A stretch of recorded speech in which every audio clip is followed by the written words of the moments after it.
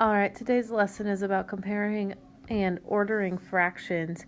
We're going to have to order these fractions from the smallest to the largest. You know, there's not one really great way to do this. You can find a common denominator for all of them and compare them that way, but that takes a really long time to do. So the easier way is to think about the fractions, think about what they mean, and then compare them to what you know. So for example, I know that with most fractions, at least for today, all of them are going to be,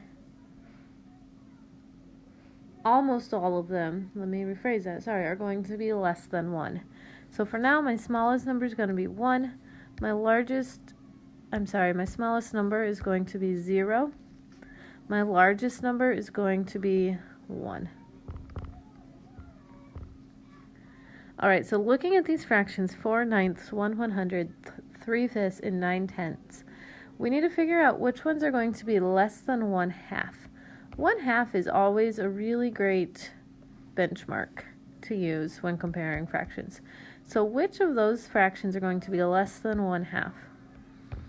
4/9, is that less than 1/2?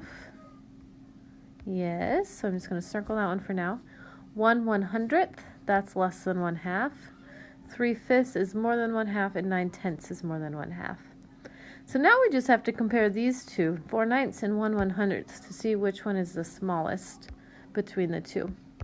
Well, if I only have one piece out of 100 pieces, that fraction is going to be a lot smaller than 4 out of 9 pieces. So 1/100 is our smallest, then 4/9 is our next smallest.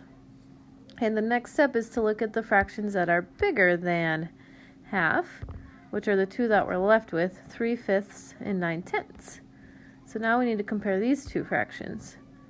Alright, if we look at 3/5 and 9/10, I know that 3/5 is going to be pretty close to half, because half of 5 is 2.5, and 3 is really, really close to 2.5.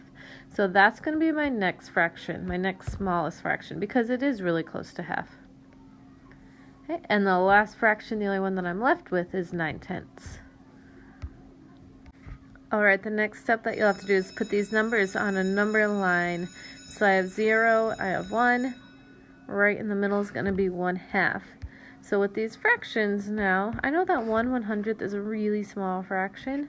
That's going to go way really close to 0, 1/100. 4/9 is close to half because 4/8 is equivalent to half, so 4/9 is just below half. So 4/9 would go about right there.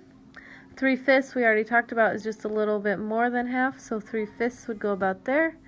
And then 9/10, that's pretty close to 1 whole, so that goes almost to 1 whole.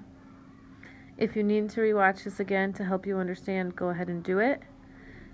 You really just have to take your time and think about what do those fractions mean. If it helps you to draw a picture, then draw a picture. Good luck.